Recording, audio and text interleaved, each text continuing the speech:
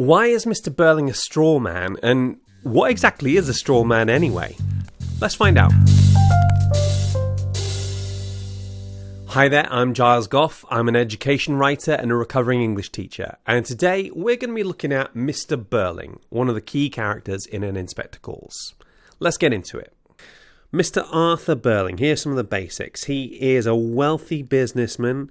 He is a factory owner of Birling and Company. It's not made 100% clear exactly what the product is, but we can assume it's textiles. He's Eric and Sheila's father. He's married to Mrs Sybil Birling, and he fired Eva Smith / Daisy Renton for her involvement in a strike at his factory in the previous year. And he's in line for a knighthood at the start of the play, and he is worried that the controversy around Eva's death might risk that. So let's look at the big ideas. What do I mean by a straw man? Well, a straw man is the practice of misrepresenting the point of your opponent and then attacking an argument different from the one actually under discussion, while not recognizing or acknowledging the distinction. So, for example, if I like pizza and you like curry, you might say, oh, so you think all people who like curry are bad, or are you racist because you don't like curry because it comes from India or something like that. It's when you're talking about something that's completely different and attacking an argument that your opponent hasn't actually made in an attempt to make yourself look better. Now, why is it called a straw man? So imagine, if you will, that somebody takes a scarecrow, stuffs him full of straw, and then just absolutely beats the snot out of him. This is called attacking the straw man, okay? And this is the kind of principle we're looking at here. Misrepresenting your opponent's views and attacking the misrepresentation. You see this happen all the time in public discourse, and it really slows things down because it means we don't get to understand each other's side of the argument.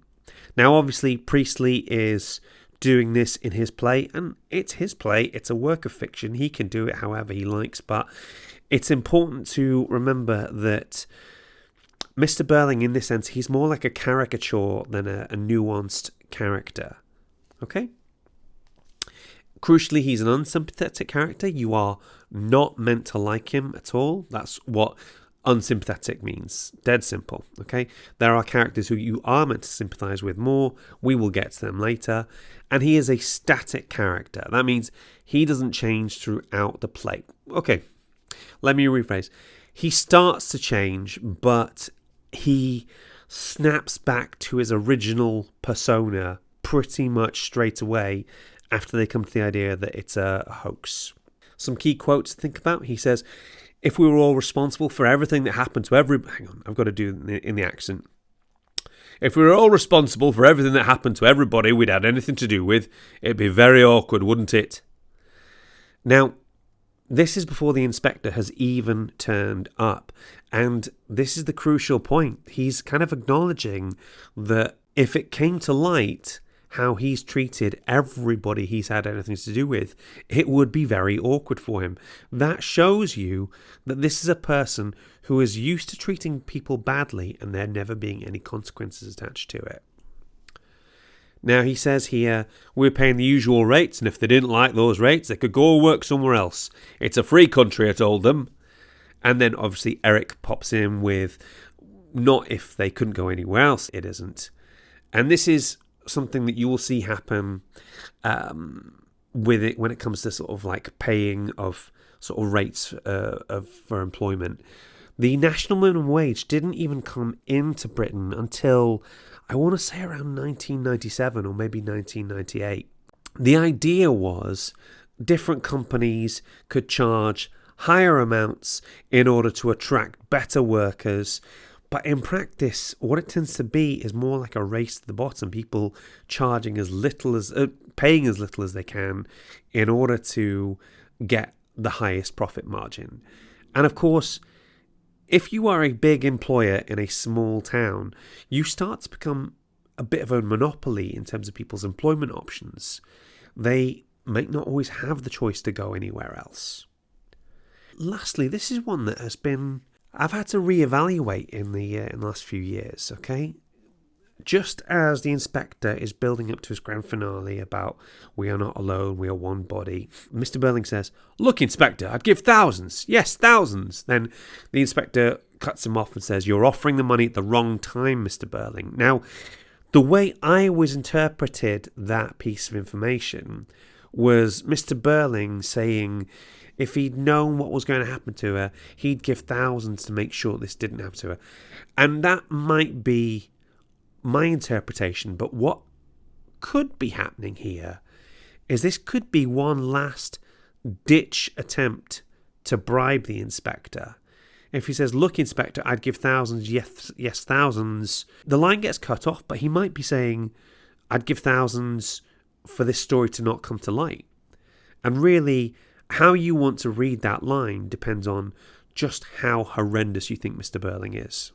A key term, and this is, if you can mention this in your essays, this is going to be important, is dramatic irony. And this is when a character says or does something that the audience know that the opposite is true. Okay?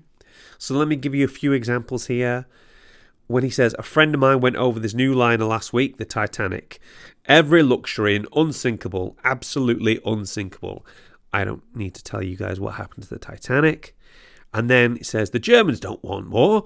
Nobody wants war, except some half-civilized folk in the Balkans."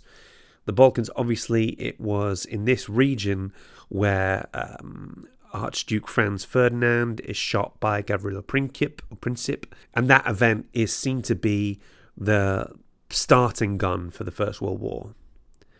And then he says, "In 1940, you'll be living in a world that will have forgotten all these capital versus labour agitations." And crucially, they weren't. There were still strikes going on well into this time. Now, why does Priestley use dramatic irony here? Why is it important? Does he just want to make Mr. Birling look stupid?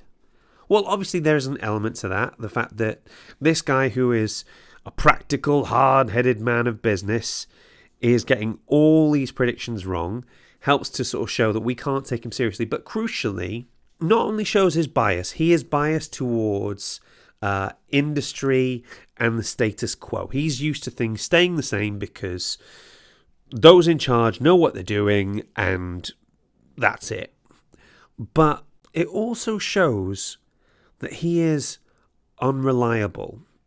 Now, what that means is that when we hear him get things wrong about things that we know to be the opposite, it means we can assume that he gets things wrong when it's stuff that we have no idea about. In particular, Eva Smith, Daisy Renton, and the way he treats her. We can work out that he got things stupendously wrong on that front. So, what do you think about Mr. Birling? Is there anything crucial we missed out? Did we get anything wrong? Let's talk about it in the comments. I hope that's proved useful and that's given you something for your essays. Please click like and subscribe, and I'll see you in the next video.